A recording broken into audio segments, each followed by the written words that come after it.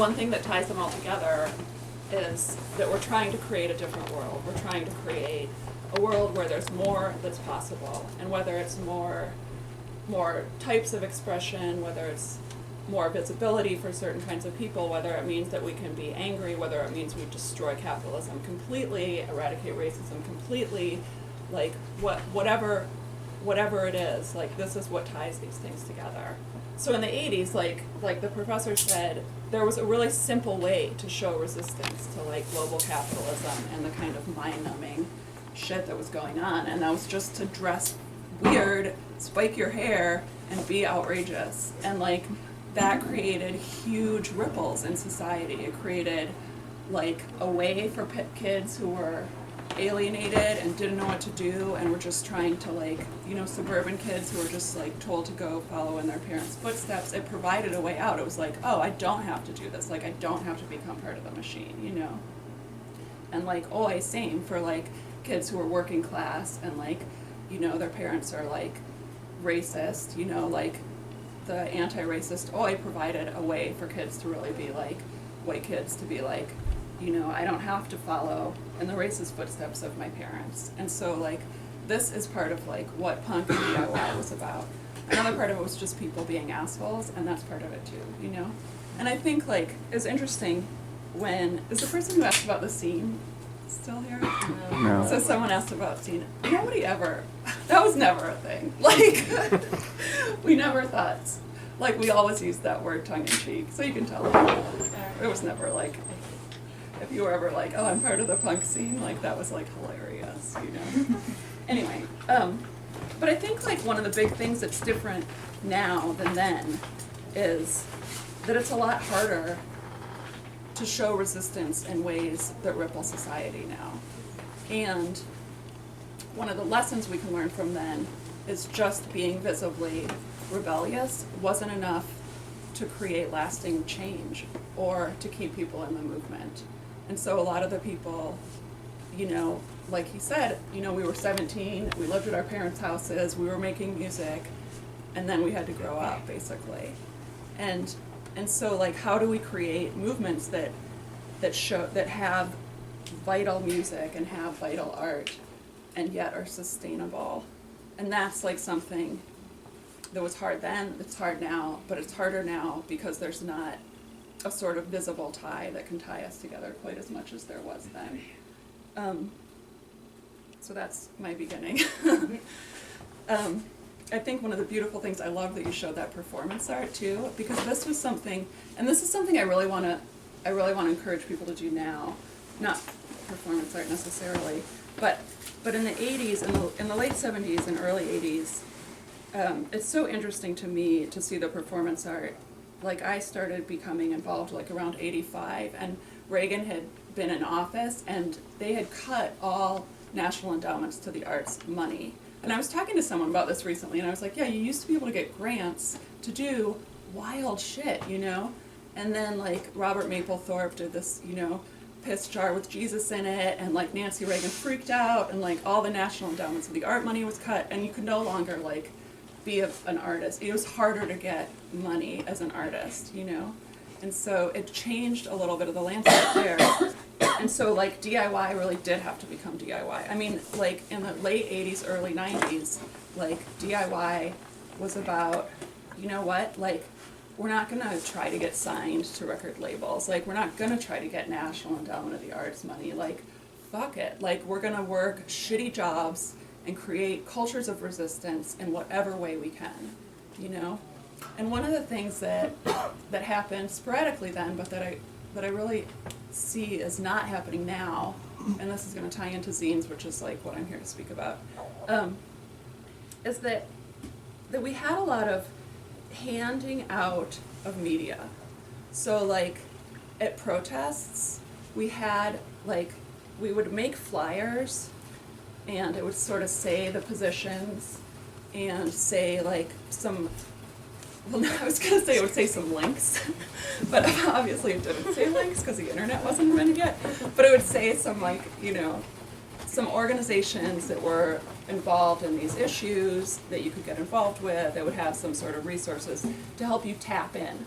So part of it was like, how do we not just create an insular, vibrant culture that can support each other and can create beautiful and new forms of expression, but that can also like reach out and invite people in who are trying to find a new way and who are trying to get involved.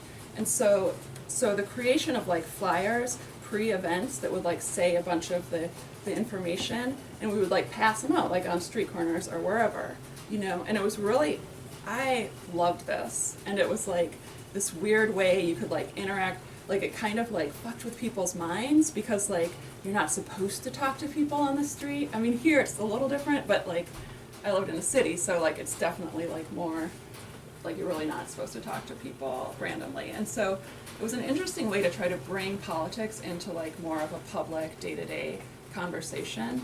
And then we would do little street art things about topics, but also at protests we would have flyers that talked about what the issues were.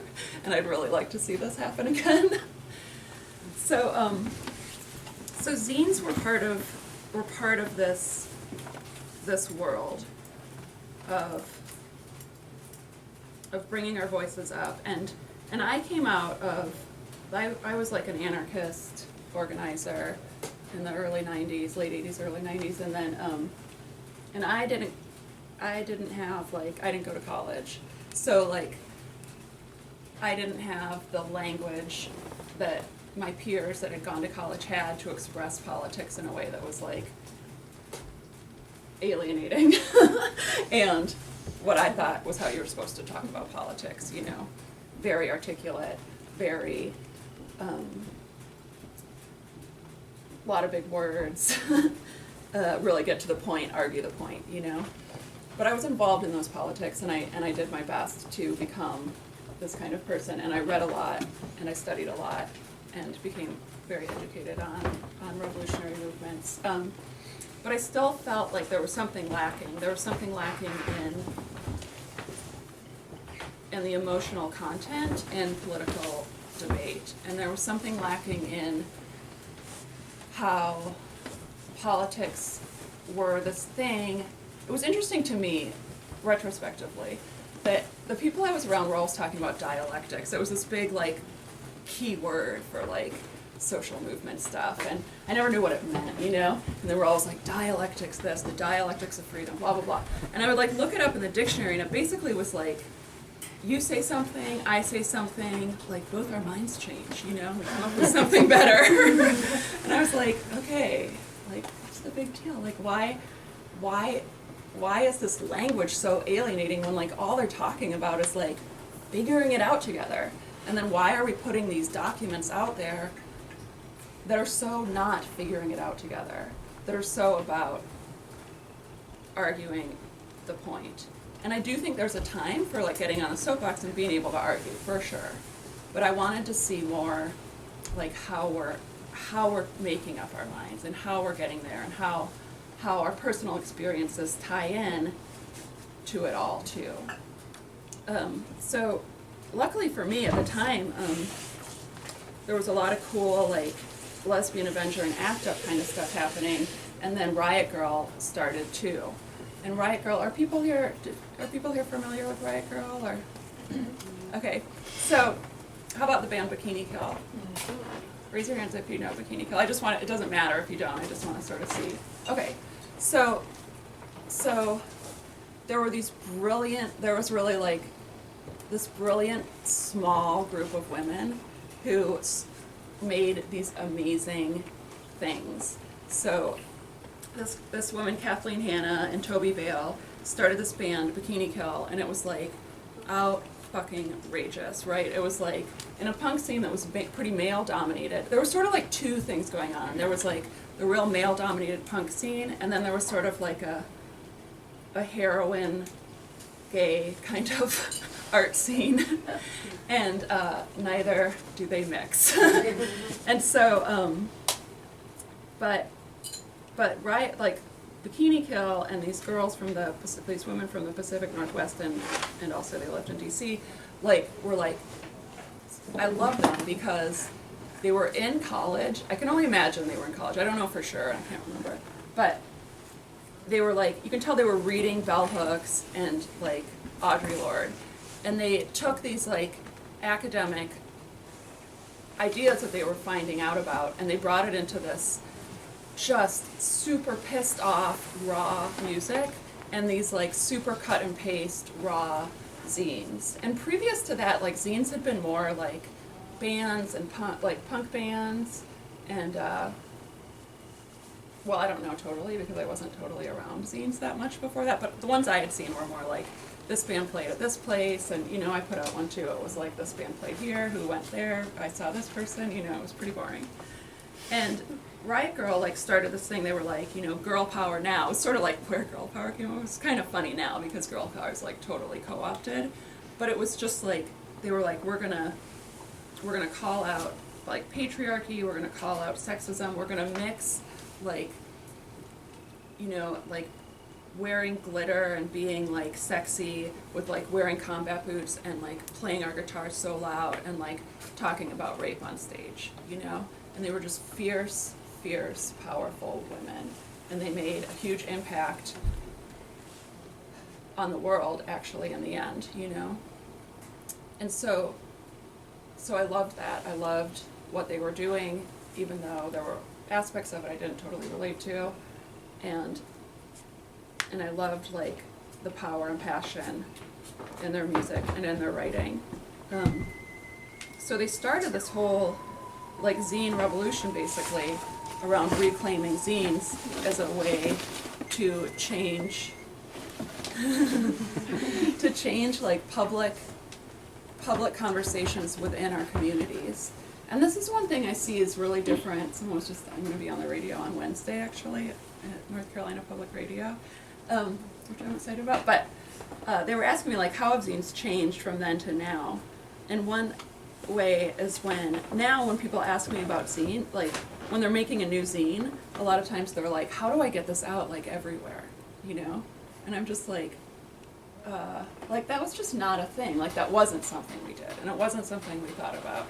Like, zines were made to change the conversation within our own friendship groups, within the larger community of where we lived, you know?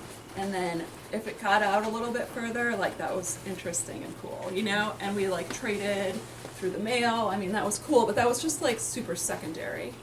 But they were, like, and the other way I think it's changed is that lately, I mean, I'm kind of disconnected from the zine thing, but it seems like a lot of times people will write zines, and that's, like, their main, I mean, I know people like this, and it's fine.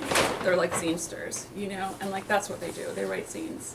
But then it was more like zines were like a secondary product of a larger social revolution we were trying to create. And so, you know, like, today I was at this facilitation workshop, and Olivia, I think, asked a question about, I'm trying to remember what the question was. It was something about when things get too hot in a meeting, you know what I mean?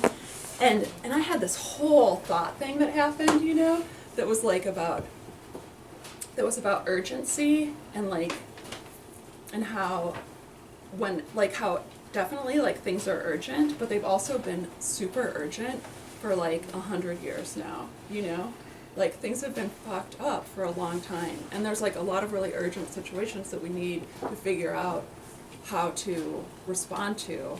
Well, at the same time, we have to know that, like, this has been going on forever, and it's really important that we create, like, collectives and political groups that are going to be nurturing of everybody in the group's political education and ability to speak and feel like active agents of change, you know? And so in the past, I would have gone home and wrote a zine about this. You know what I mean? I would have been like, ooh, I have something I want to contribute to this conversation that I, like, didn't really get to say, you know? And I kind of want to think about it more and talk to people about it more and then write it down, you know? And so it changed, like, how we talked, you know? So it was like, instead of, like, talking about the cute YouTube video I made about my horse, which I did today, which you guys should all check out, for reals. we would talk about what we were going to write in our zine, you know what I mean? It was like a way to continue to be part of the social change movement. It was a secondary product, but it was also a tie that threaded us in and that threaded us together. So like, you know, if I was going to work on this urgency zine, you know, then I'd be like, what do you think about urgency, you know? And it was like, you'd talk to your friends about it, and then everybody was sort of working on zines, and so you'd get together, like, type them up on your manual typewriters, which I have a lot of. They're in my garage. And, you know, and you'd sit around and work on it and glue and stuff, and, you know, and talk about these things at these, like, events. And I think that that's something that seems to be, like, a little less happening now, which I would really like to see a resurgence of, because I feel like as a medium, not just for like getting the word out, but for like bringing us together and heightening our general day-to-day conversations, like they're this great format. What else? Kind of got really ramped up, you know. Does anybody have any questions after that? Yeah. Yeah, so like, I think it that like you use like the zine is the zine format is like your preferred medium to like. Only for. But you don't like. No, I don't have an online presence. But what I do have is like I'm involved in like the Girls Rock Camp, and I'm involved in things locally. Yeah. That extend beyond zines, you know. Sure. Like if I lived in a larger city, I'd be involved in more different things. But yeah, I don't really. Have you ever considered that, like perhaps like just like scanning the zines and like just like distributing them like in an online format? I think that I mean just because I'm sure the information's like really important. I think what you're saying, but like it's just such like a fertile like. Yeah, I'm not really interested. You're not into that. You like no, I mean, like the I think novel like aspect you know what I like is I like it when people all over the place are articulating their ideas, and I don't think like my ideas are like brand new ideas, and I think it's like important for all of us to be articulating the same ideas that I'm articulating over and over and over again in different ways to combat the other messages that we're told every single day, every single hour, you know? And so, I know, I have friends that get really, like, worked up about recognition, and I just don't get into it. Yeah. But I hear what you're saying, and I'm not saying it's a bad idea, I mean... Recognition is just, like, you can just, like, spread information so easily, like, in this, like, on the internet. I mean, apparently you could, but, like, I mean, honestly, that's why all like... these people are here, is because of Facebook. Like, that's why everybody's here. Yeah. Well, I'll tell you what. Crazy. Like I'm just honestly, saying. like Never heard of it. that's not. That's one idea, but it's not actually like totally true. That's not your job. Vibe. No, I mean, there's other ways to like get words out than on the internet, and I think so. With the internet, like often this is what happens: you look at the title, and then you like scan it, and then you click on the next page, you know? And with magazines, you like sit there and you read them. It's a different experience. Yeah, no, for sure. It's cool. Yeah. I just wanted to share my experience with one of your zines. I mean, like, it's just like, for me, like, the relationship that you facilitated with your writing for me has been very personalized because I was given a zine by one of my best friends who's also in this room, and it really impacted me, and I shared it with my roommate, and then I sent it to my girlfriend in Atlanta. And so, like, it totally did reach other places, but it was through a very personal place that felt very gratifying. And, like, if I had gotten it online, I might have, like, clicked another tab and do what you're saying and, like, scanned it. And then I would have probably never sent it anywhere else because it was too accessible. So it was just, like, the personality of the relationship was something that, like, I've been missing in a lot of my political relationships, honestly. So I've very much appreciated the personal gratification through this communication, conversation, exchange. Yeah, and I think it's interesting. Thank you for that. When I first started doing it, like, I mean, it was before the internet, and already V and so many people in the punk scene and the DIY community, like, were alienated by mass technology, you know? And like, my first zines, the first like 8 zines I did, all had things that were, you know, hand done in each one, you know? Because it was like, you know what, we're not all parts cogs on this machine, like, we're not all clicks on the computer, you know? Like, here's this thing, it has like hand drawings in each zine, or it has like things pasted into each one. I mean, I had one that was like extremely complicated with a ton of stuff pasted in, you know, and I think there was something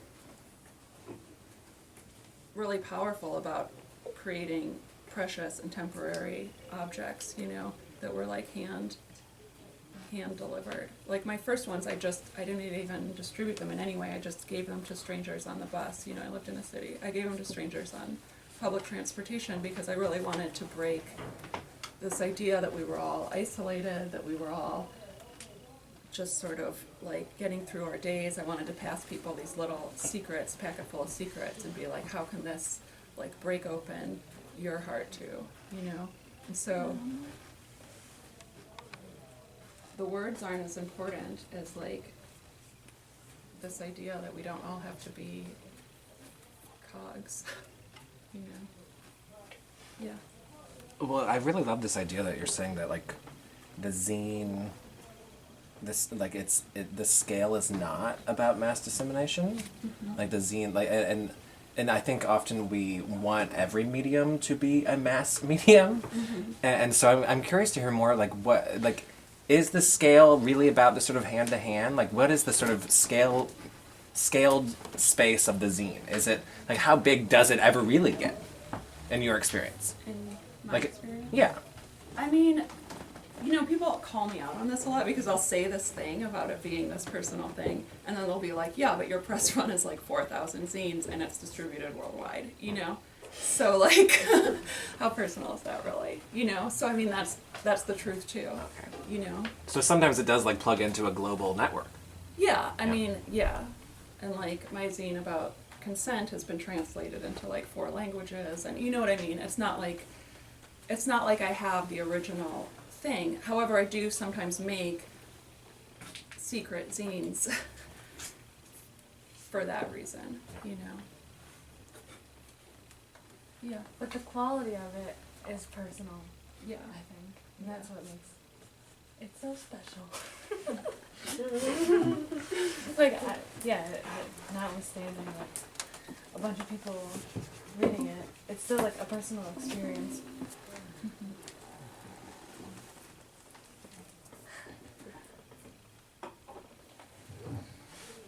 Can I ask a sort of question of my own ignorance of zine culture? Yeah.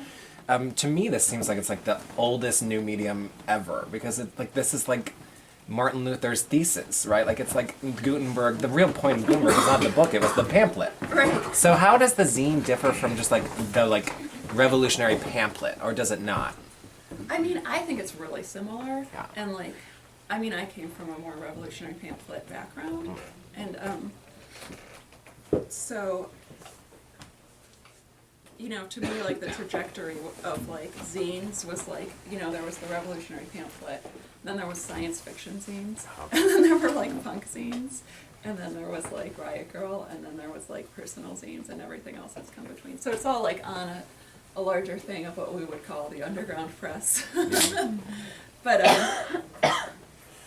I think where zines differ, or where a lot of zines, where my zine took off, and in that time period a lot of zines were going, was that they were taking the revolutionary pamphlet ideas and combining them with our personal experiences and creating like this more immediate but less dogmatic kind of like, here's how everything comes together, and now what do we do, you know, kind of thing. But yeah, it's for sure right on that. I mean, I did like, yeah, underground magazines or like high school papers that you get like the principal takes, like, you can't pass this out in school, you know.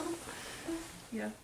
Well, I think it's also really interesting to me about like, you know, very specific groups, communities, that do experience like their own type of, you know, either stressor or like, you enlightenment.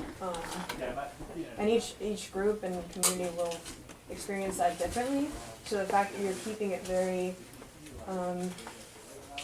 personal in a way that it's not shared on the internet where everyone can access it. It's more of like a, now I know that you relate to me in this way, so I'll share this with you because of that relation.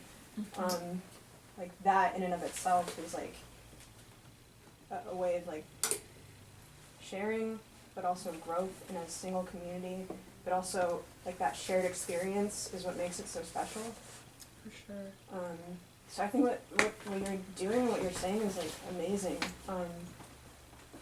And like that shared experience is so important, and to kind of like keep that within a single community can be great. But I don't really know. I think it's just, I think it's interesting to keep that within like a related type of, like I relate to you, you relate to me, and outside of this community, it might be something completely different. But in that way, like they're relating to themselves in a different way. But it's still like a shared experience. Like we're fighting for the same thing. We reach it in different ways. Yeah. So cool. Do you think it's difficult for people who grew up in this very physical and geographically based like zine culture to now relate to one that is much more based in the internet and less concerned with physical boundaries? Like, do you personally find it difficult to kind of shift to this like new millennial phase of it? Like, yeah. Yep. Like, do I find it difficult to get involved with internet stuff? Yeah. Yeah, totally. Yep. Does the experience feel different for you? Yeah, I don't enjoy being on the internet. I mean, I definitely have friends who like put out scenes like, my friend Mimi, she did this great scene, Race Riot, in the sort of late 90s, and she's a professor now in, I think, Champaign, Illinois. And she does a lot of online activism stuff. And I definitely know a number of people who made the transition and they enjoy it. But I also know a lot of people that, you know, really don't enjoy being on the internet. And I'm one of those people. Do you think it's because people think it like comes too easily?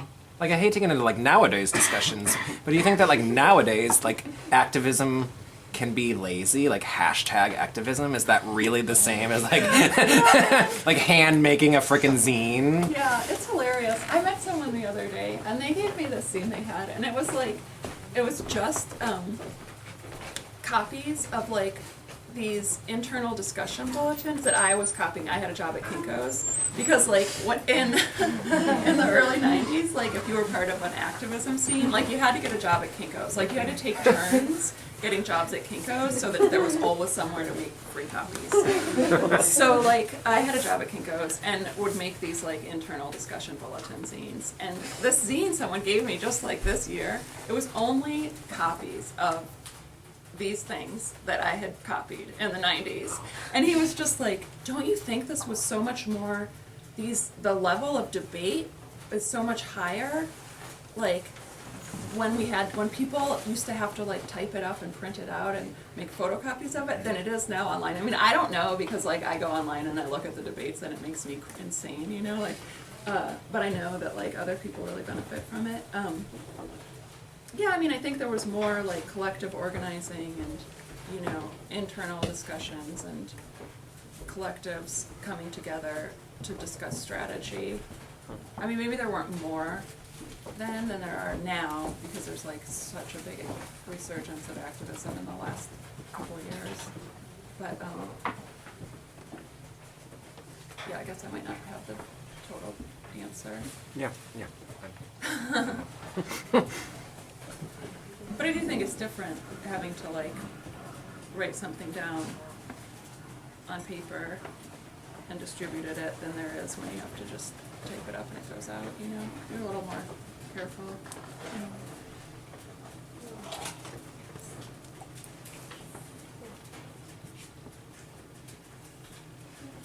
How did you learn to trust your own voice in order to feel like it should be something to be shared with strangers and family.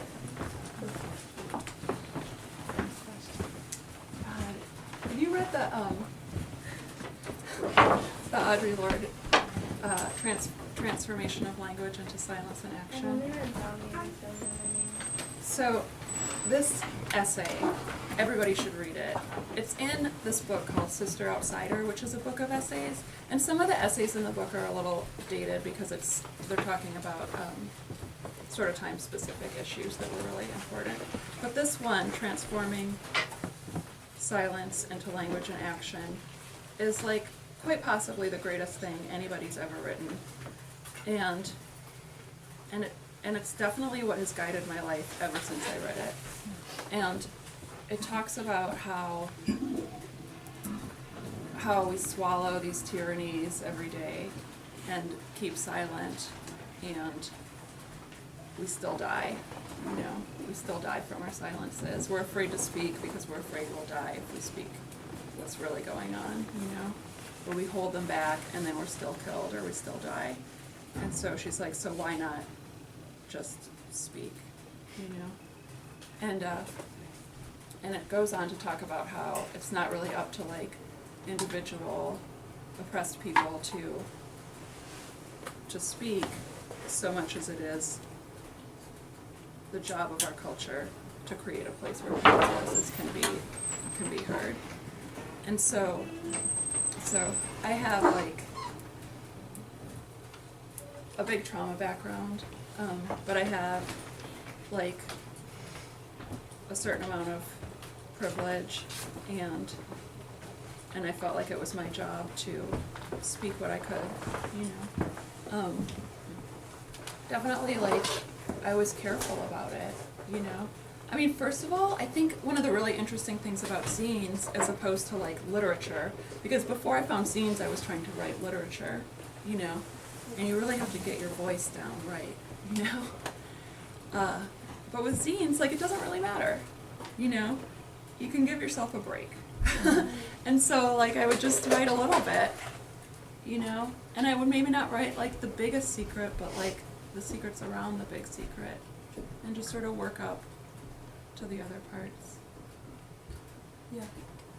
So, going back to your conversation about the internet and, you know, zines, I'll admit I missed some of your stuff you talked about, but I did hear your talk about the internet, and so I've always wondered, for me, the internet has always been something to where, like, I understand the whole lazy activism thing that you guys talked about, but I feel like on the flip side of that, there's a lot of things that I've learned from the internet that I wouldn't have learned anywhere else about activism. Yeah. So I've wondered what has been the influence of that when it comes to the zines that you've been, you know, publishing, and, you know, your own personal beliefs. What has been the impact of the internet on that for you? Honestly, like, I'm just too old to have been that impacted by the internet. I like really appreciate, I have a lot of friends who are younger than me, and especially people that came from smaller towns, or, you know, especially like friends of mine who are like transgender or gay, like have had, it's been such an essential resource, you know, and like I'm so for that, you know. Personally, I mean, like I developed my political ideas already by the time the internet came out. I mean, I don't know, you know. I think like I like it because I get to find out, like, you know, what my people in Minneapolis are doing, like, as it happens. You know, I like that. I can feel more connected to what's happening in Minneapolis, which is where I'm from. You know, I don't have like a real strong work on opinion. It's just like not my thing. But yeah, but I think like learning to trust your voice is like just something you do like in increments. You know. Like I just have one more thing to say about trusting your voice, because it's actually like such an important thing. Like in the 90s, I was a little bit like on the peripheries of the dyke scene in San Francisco, and like they were so nice and they were so awesome and they were like all so fucking tough, you know, and I felt like such a dork. And I had written my first zine, and one of these women was like, invited me to read at their thing, and then like, I got up and I like tried to read my thing I'd written, and my voice shook literally so bad that you could not actually hear a single word I said. And it was horrible. And then like the next person got up and was like, I'm nervous, but I'm not as nervous as that girl was. You know? I mean, it was terrible. Like, it took a long time. I mean, it took a lot of years of writing my zine for me to feel like I had a voice like this, like I do now, you know? Like, to me, to be doing this, like, to be confident and standing up and just speaking without, like, having a whole lecture written down so I can read it word for word is, like, I could never have imagined that I would be doing this when I was even, like, 30, you know? Like, I still had, like, I had become a punk singer, and, like, that was, like, made a huge difference, was, like, getting on stage and just fucking screaming, like, made a huge difference in being able to feel like I had a voice, you know? Like, accessing that kind of rage and just the volume when I had been so trained to be quiet and, like, a peacemaker, like, that was totally instrumental in me finding a voice. Not that I think that's how everybody has to do it, but yeah, I mean, even when I was 30, I never would have imagined that I would have the confidence in my voice that I have now.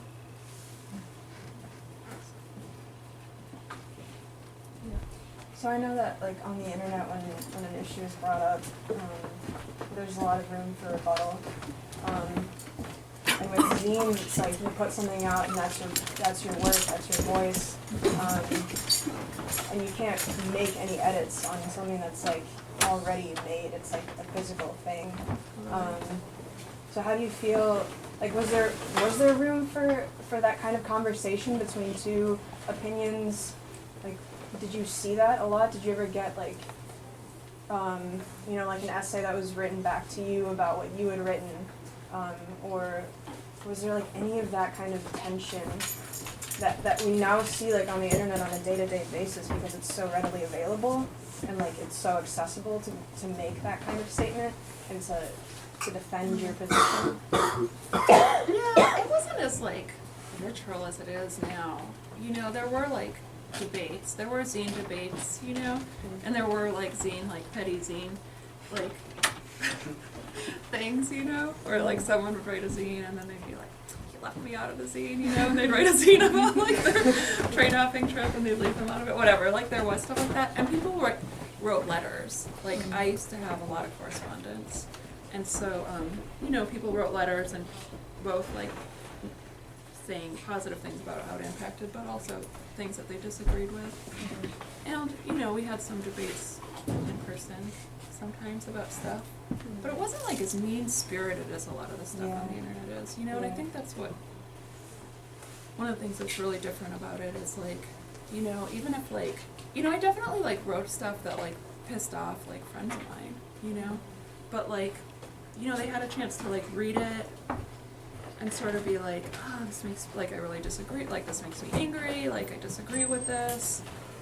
And then to be like, yeah, it's Cindy, like, I care about her, you know, like, to take this, you know, like, I'd like to talk with her about this at some point.